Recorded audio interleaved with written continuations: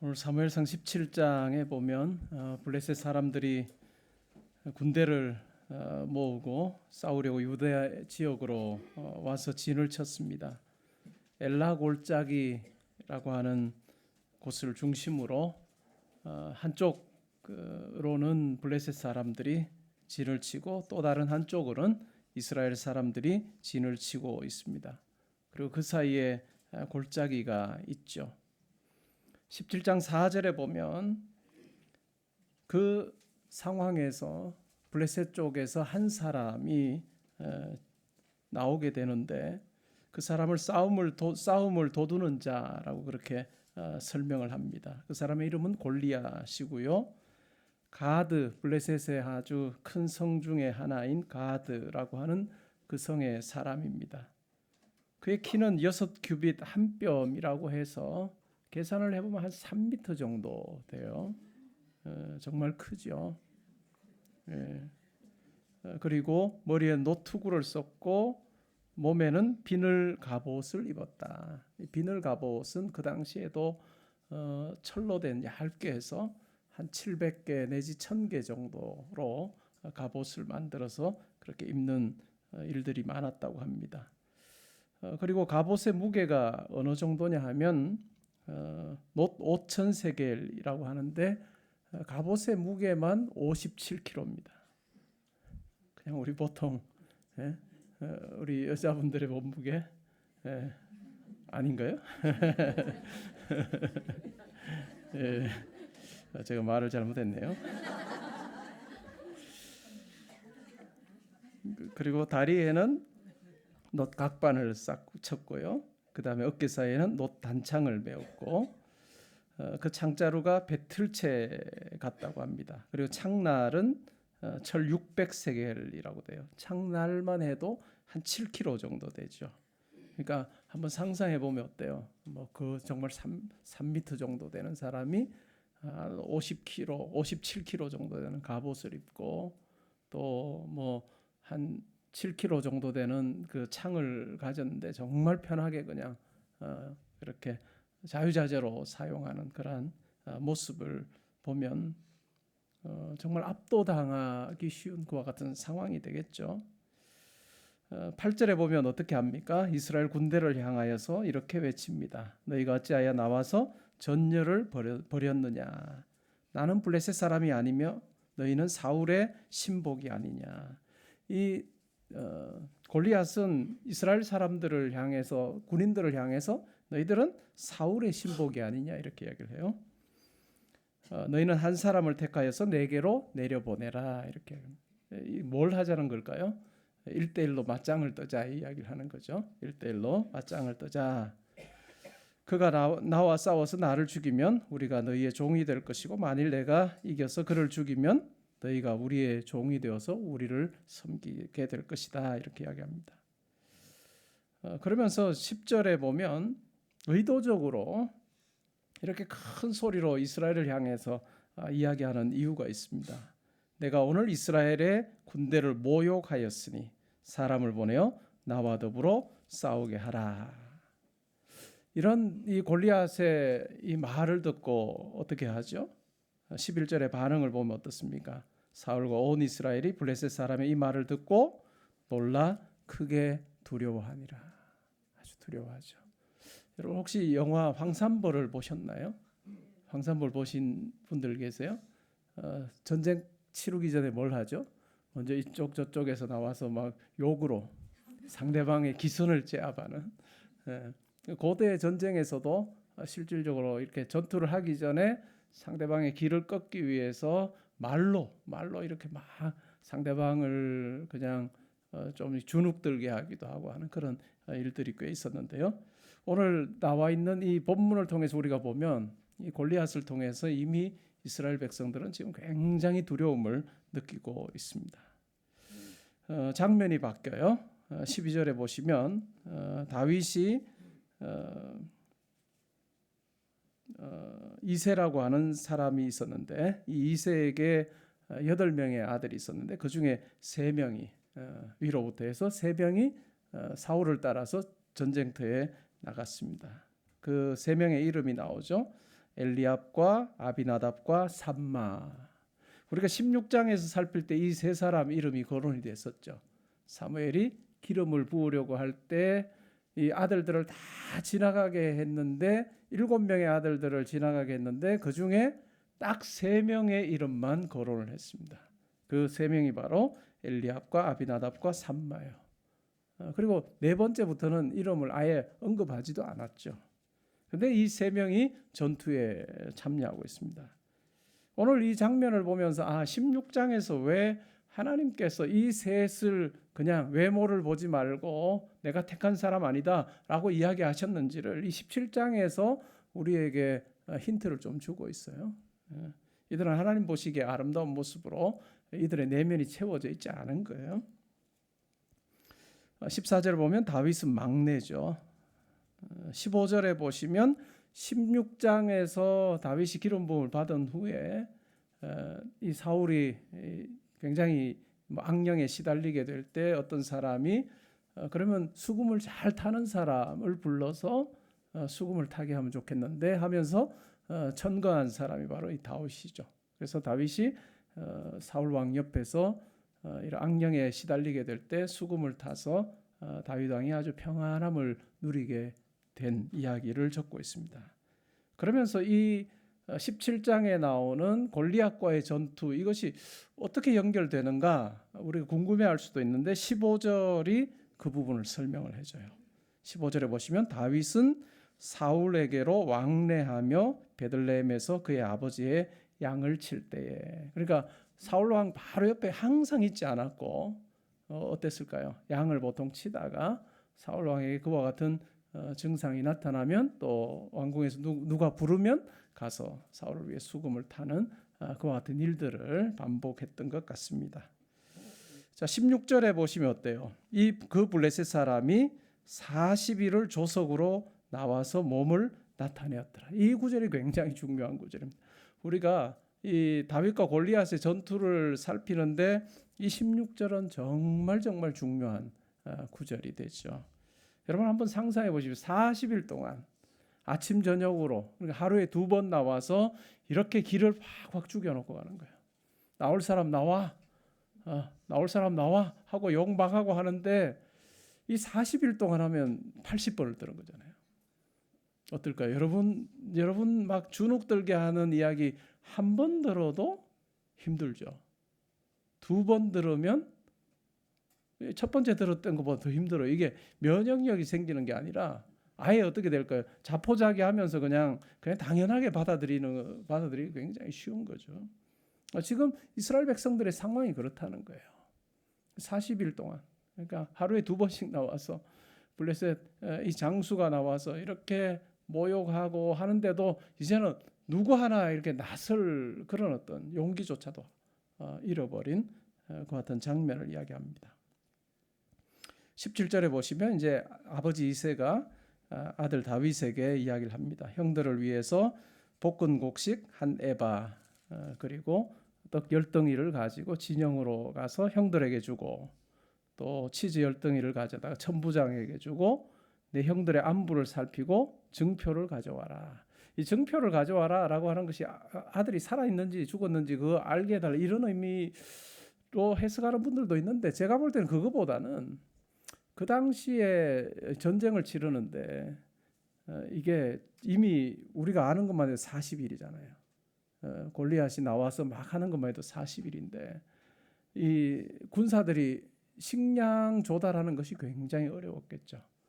그래서 그 인근에 있는 이스라엘 백성들이 이 군사들의 식량을 대는 더군다나 자기 아들이나 누가 전쟁터에 나가 있는 경우 같은 멀지 않은 곳에 있으면 이렇게 순번으로 돌아가면서 뭐 한 사람이 할 수는 없었겠죠. 근데 여러 집에서 쭉 해서 먹을 것을 제공하는 그리고 먹을 것을 우리는 갖다 줬다라고 하는 증표 받아오는 아마 그러한 의미인 것 같습니다. 그래서 지금 이새의 집과 전쟁터가 한 24km 정도 떨어져 있어요. 24km 정도 떨어져 있는데요. 다윗에게 부여된 그 임무는 아주 어떤 면에 단순하고도 하찮아 보이는 거죠. 아버지의 심부름하러 가야 되는 다윗입니다.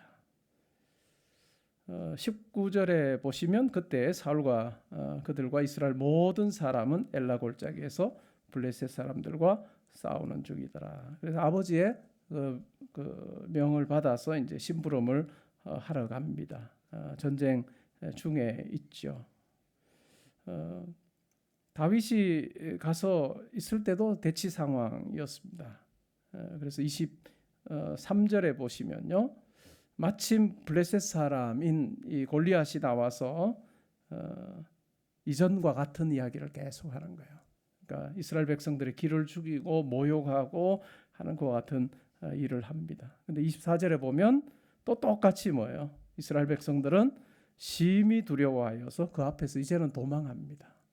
훨씬 더 이제 마음의 심적인 부담이 훨씬 더 크고 두려움이 더해진 것이죠. 25절에 보면 그러면서 하는 반응이 있다면요, 이거 전쟁터에 나가서 뭐 하려고 하는 그런 어떤 이 군인의 그런 어떤 마음가짐 이런 거는 없어요. 25절에 보시면 너희가 이 올라온 사람을 보았느냐? 참으로 이스라엘을 모욕하러 왔도다. 그를 죽이는 사람은 왕이 많은 재물로 부하게 하고, 그러니까 이제 뭔가를 걸었던 거예요. 왕이 그의 딸을 그에게 주고 그 아버지의 집을 이스라엘 중에서 세금을 면하게 한다라고 하는, 아주 뭐 많은 재물을 주고 또 왕의 딸과 결혼하게 해주고 또 집으로, 그 당시에만 해도 개인이 세금 낸 게 아니라 가정별로 이렇게 집별로 세금을 냈는데 그 세금을 면하게 해주겠다. 아주 엄청난 걸 내건 거예요. 그러니까 그냥 그 이야기만 지금 하고 있어요. 근데 26절에 보시면 어때요? 이제부터 이제 다윗 이야기가 본격적으로 나오는데요. 다윗이 뭐라고 이야기를 합니까? 25절에 보시면 이 할례 받지 않은 블레셋 사람이 누구이기에 살아계시는 하나님의 군대를 모욕하겠느냐. 그러니까 이 골리앗은 사울의 군대고 사울의 사람이라고 이야기하는데 다윗은 아주 분명한 생각을 가지고 있어요. 지금 모욕을 당하고 있고 또 두려워하고 있는 이 이스라엘 백성들을 보면서 살아계시는 하나님의 군대다라고 그렇게 분명하게 이야기를 합니다. 이 블레셋 사람의 이 말을 들었던 이스라엘 백성들의 입에서 하나님이라고 하는 단어는 이제까지 나온 적이 없어요. 근데 비로소 다윗의 입을 통해서 하나님의 군대라고 하는 그 표현이 등장하지요. 그리고 백성에게 다시 이야기를 뭐 하고 이제 그 하는 내용을 듣습니다. 그리고 29절에 보면, 28절에 보면 이제 큰형 엘리압이 자기 막내 동생 다윗에게 아주 화를 많이 냅니다. 내가 어찌하여 이리로 내려왔느냐? 양은 누구에게 맡기고 왔느냐?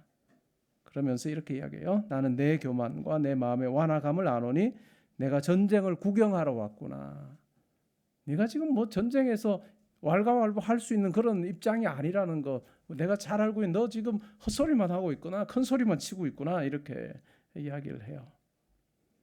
29절에 보시면 내가 무엇을 하였나이까? 어찌 이유가 없으리까? 하고 돌아서서 형 이야기는 이제 신경 안 써요. 형은 너 해봐야 너의 역할이라고 하는 거 양치는 거고 심부름하는 애 아니냐라고 하는데 형의 그 말 귀 담지 않습니다. 귀에 담지 않고 돌아서서 다른 사람하고 이야기를 합니다. 이 이스라엘 그 군사 중에 어떤 사람들과 이야기하는 것을 누가 들었던 것 같아요. 그래서 어떻게 합니까? 사울 왕에게 이야기를 합니다. 그래서 사울 왕이 다윗을 부르죠. 그래서 다윗이 사울에게 32절에 보면 말해요. 그로 말미암아 사람이 낙담하지 말 것이라. 주의 종이 가서 저 블레셋 사람과 싸우겠습니다라고 이야기하죠. 그때 사울의 반응이 뭐죠? 내가 어떻게 싸울 수 있겠느냐? 너는 어린아이고 소년이고 저 골리앗은 어릴 때부터 싸움에서 그냥 잔뼈가 굵은 그와 같은 장수다라고 그렇게 이야기를 합니다. 그러자 34절에 보면 다윗이 자기의 이때까지의 삶을 이야기를 합니다. 사울에게 이렇게 말하죠. 주의 종이 아버지의 양을 지킬 때에 사자나 곰이 와서 양떼에서 새끼를 물어가면, 그냥 모른 채 하지 않았다는 거죠. 따라가서 그것을 치고 그 입에서 새끼를 건져내었고 나를 해하고자 할 때는 내가 수염을 잡고 그것을 쳐주겠습니다. 그리고 36절에 보시면요. 주의 종이 사자와 곰도 쳤은즉 살아계시는 하나님의 군대를 모욕한 이 할례받지 않은 블레셋 사람이리까 그가 그 짐승의 하나와 같이 되리라. 계속해서 반복되는 표현이 있죠. 그게 뭐냐면 살아계시는 하나님의 군대예요. 하나님이 살아계시고 지금 우리는 아주 보잘것없어 보여도 살아계신 하나님께 속한 군대다라고 하는 그 분명한 의식을 가지고 왕에게 이야기를 하고 있습니다. 왕도 또 이스라엘 군사들도 그 생각 지금 하지 않을 때요. 그래서 38절에 보시면 사울이 자기 군복을 줘요. 이것은 굉장한 명예 아니겠어요? 왕의 군복을 입어보고 또 그것을 입고 전투에 나아간다라고 하는 것은 굉장할 수 있는데 입어보니까 어때요? 안 맞는 거예요. 사울이 굉장히 컸잖아요, 사람이, 그죠? 다른 사람보다 어깨 하나 컸다 이렇게 이야기를 하니까 이 사울의 군복이 다윗에게는 맞지 않습니다. 그래서 결국은 이거 시험해 보다가 이것 입고 못 가겠습니다 그렇게 이야기를 하죠. 그리고 결국 어떻게 해요? 40절에 보시면 손에 막대기를 가지고 시내에서 매끄러운 돌 5을 골라서 자기 주머니에 넣습니다.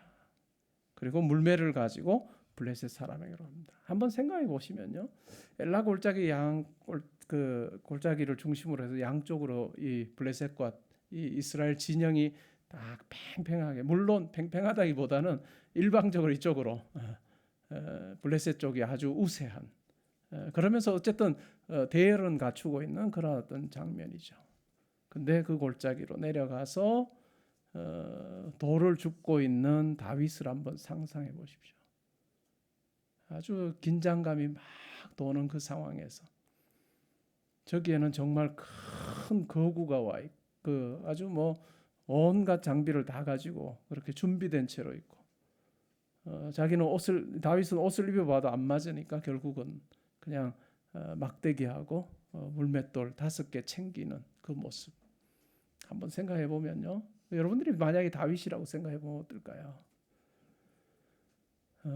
때로는 뭐 그 상황 가운데서 뭐 의지할 분은 하나님밖에 없다라고 하는, 살아계신 하나님 의지하는 그 마음으로 돌을 골랐겠죠. 옛날 전쟁에도 사실은 이 물매를 실질적으로 전쟁에서도 사용을 했답니다. 그러니까 돌이 그리고 그렇게 작은 돌이 아니었대요. 우리가 뭐 이만한 돌 가지고 골리앗 그렇게 잡기는 어려웠을 것 같고 정말 꽤 큰 돌을 가지고 사실은 5개를 골라서 챙기고 있는 그 다윗의 심정을 여러분들이 한번 생각해 보시면 때로는 이 다윗이 지금 나갔구나 하는 생각을 할 때도 있을 거예요. 지금 나갔구나. 정말 위기 상황이고 아무런 뭐 다른 방법은 없어, 대안이 없는, 이스라엘에게 대안이 없는 그 상황에서 이제는 다른 사람들 보기에는 아무것도 아닐 것 같은 다윗이 뭐 이 돌을 주면 어떻게 주었겠어요? 어떤 자세로 주었겠어요? 그냥 뻣뻣하게 이렇게 했겠어요? 당연히 무릎을 꿇어서 주었겠죠. 무릎을 꿇고 돌을 하나하나 이렇게 자기가 선택하는 그 다윗의 모습을 우리가 생각을 해보면 마치 지금 내가 다윗 같을 수밖에 없고 또 이 다윗이 정말 지금의 나를 보여주는구나 하는 그 외적으로 보면요, 그와 같은 공감도 우리 가운데 있는 것 같습니다. 그래서 5개를 골랐어요. 그 다음에 블레셋 사람이 방패든 사람을 앞세우고 다윗에게로 점점 가까이 옵니다. 굉장히 가까이 와서 보니까 더 이건 뭐 게임이 안 될 것처럼 생각이 돼요, 그죠? 그 42절에 보면 이 블레셋 사람이 계속해서 골리앗이라는 말보다는 블레셋 사람이라고 하는 표현을 훨씬 더 많이 쓰죠. 업신여깁니다. 왜요? 그가 젊고 붉고 용모가 아름다움이라. 이게 그냥 애송이라는 거죠. 그래서 다윗에게 뭐라고 이야기합니까? 43절에 보면요, 내가 나를 개로 여기고 막대기를 가지고 내게 나왔느냐. 그러면서 뭐라고 해요? 신들의 이름으로 다윗을 저주합니다. 그 광경을 한번 상상해 보세요. 이제는 뭐 다수를 향해서 막 퍼부을 때보다는 이젠 더 날카롭게 다윗을 업신여길 수 있고 모욕할 수 있는 그 같은 상황이 된 거죠. 44절에 보시면요, 내게로 오라. 내가 내 살을 공중의 새들과 들짐승에게 주겠다. 이렇게 이야기해요. 내가 죽이겠다. 이렇게 이야기하는 거죠. 그런 블레셋 사람을 향해서 다윗이 아주 담대하게 내가 뭔 자세로 가는지, 뭐 어떤 자세로 내가 가고 있는지 그것을 아주 분명하게 이야기를 해줘요. 우리 함께 봉독했지만, 교독했지만 45절, 46절, 47절은 마치 내가 다윗이라고 하는 다윗의 심정이 되어서 우리가 함께 우리가 고백하듯이 그렇게 한번 한 목소리로 읽으면 좋겠습니다. 시작. 다윗이 블레셋 사람에게 이르되 너는 칼과 창과 단창으로 내게 나아오거니와 나는 만군의 여호와의 이름 곧 내가 모욕하는 이스라엘 군대 하나님의 이름으로 내게 나아가노라. 오늘 여호와께서 너를 내 손에 넘기시리니 내가 너를 쳐서 내 목을 베고 블레셋 군대의 시체를 오늘 공중의 새와 땅의 들짐승에게 주어 온 땅으로 이스라엘의 하나님이 계신 줄 알게 하겠고 또 여호와의 구원하심이 칼과 창에 있지 아니함을 이 무리에게 알게 하리라. 전쟁은 여호와께 속한 것인즉 그가 너희를 우리 손에 넘기시리라. 아멘. 아주 담대하게 나가는 거예요. 이스라엘 백성들에게서는, 군사들에게서는 한 번도 나오지 않았던 하나님이라는 단어가 아주 분명하게 나오고, 여호와께서 너를 내 손에 넘기실 거다.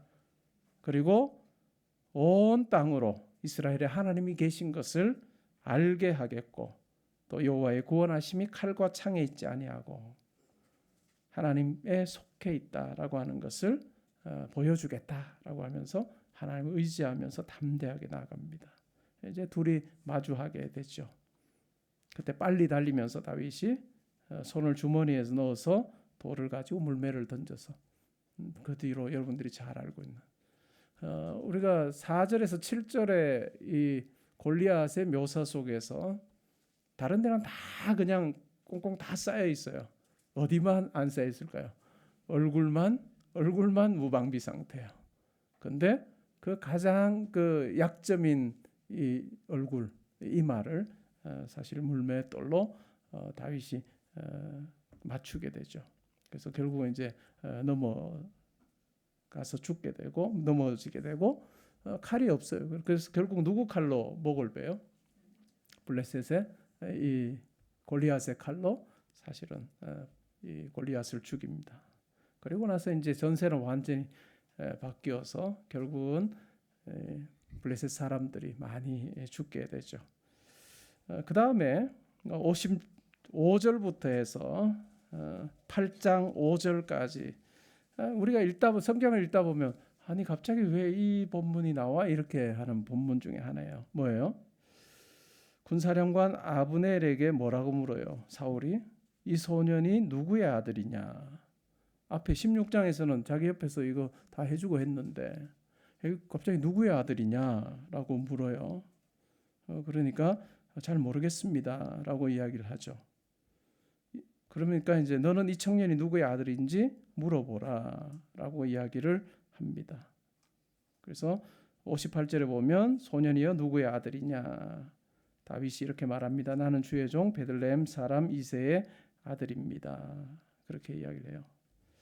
그래서 이제 그 히브리어 성경으로 되어 있는 원문으로 히브리어로 되어 있는 그 성경을 헬라어로 번역을 했던 70인경이라고 하는 그 성경에는 사실은 55절부터 해서 18장 5절까지의 요 내용은 들어가 있지 않아요. 문맥이 잘 이어지지 않는다고 생각을 해서 들어가 있지 않습니다. 근데 우리가 한번 생각을 해보면 이런 의미에 여러 학자들의 의견이 있긴 한데요. 그렇다고 아주 속 시원하게 이거다 이건 또 잘 없어요. 여러 견해들을 보면 근데 이런 견해가 있습니다. 옆에 때때로, 그러니까 뭐 항상 옆에 있지는 않았고 필요할 때 왕이 뭐 악령에 시달리게 될 때 다윗이 와서 수금을 타는 그런 일들은 했지만 실질적으로 다윗이 과연 그 사회 속에서 누구 집 아들이고 또 어떤 배경을 가지고 있었는지는 사울 왕이 정확히는 몰랐을 가능성이 크다. 그냥 자기 옆에서 그냥 수금 타는 아이 정도로 알았다가 뭐 골리앗을 쳐 죽인 아주 완전한 장부의 모습을 보고 과연 누구 집 아들이고 어떤 집안의 배경을 가지고 있는지 한번 살펴봐라라고 하는 그런 내용을 담고 있다라고 그렇게 이야기하는 학자들도 있는데요. 뭐 속 시원한 대답은 되나요? 안 되시면 제가 여러 책을 찾아봤는데 속 시원한 건 별로 없어요. 속 시원하다고 뭐 우리가 천국 못 가는 건 아니고 정말 궁금하시면 천국 가서 500원 내고 물어보십시오. 예, 그래서 뭐 그런 어떤 해석들이 있긴 하더라고요. 우리가 교훈으로 한번 생각을 해보면 좋을 것 같아요. 오늘 이 사건이 우리에게 주는 교훈이 뭘까? 위기 가운데서 그런 어떤 압도될 때, 상황에 압도되게 될 때, 그리고 그것도 한두 번이 아니라 오랜 기간에 걸쳐서 그렇게 상황에 억눌리게 될 때에 그 영적인 공고함을 우리 이스라엘 이 군사들의 모습 속에서 발견하게 됩니다. 상황만 커 보여요. 그러니까 그들의 입에서 하나님이라고 하는 말이 안 나온다라고 하는 것은요, 그냥 상황에 완전히 압도된 거예요. 골리앗은 굉장히 커 보이고 하나님은 점점 더 40일 동안 점점 더 작아져서 이제는 하나님을 찾아볼 수도 없는, 다윗이 이야기하는 살아계신 하나님이라고 하는 고백은 그들의 입에서 도무지 나오지 않는 상황이에요. 근데 다윗의 경우를 보면 어때요?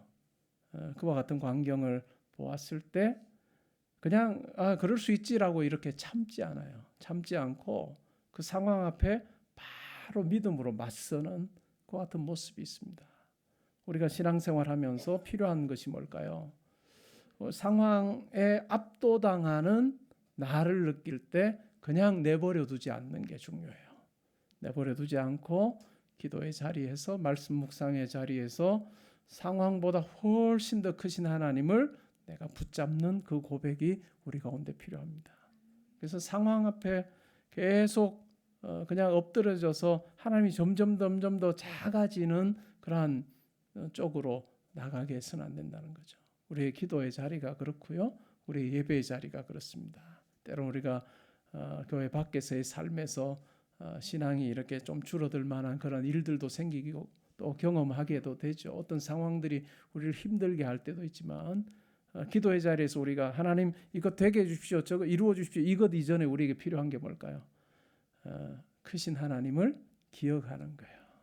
크신 하나님을 기억하고 상황보다 훨씬 더 크신 하나님, 다윗이 고백하는 것처럼 살아계신 하나님, 살아계신 하나님을 내가 기억하고 묵상하고 그러할 때 우리의 기도의 자리에서 하나님이 크게 느껴지게 될 때, 경험되게 될 때 상황은 아무것도 아닌 거죠.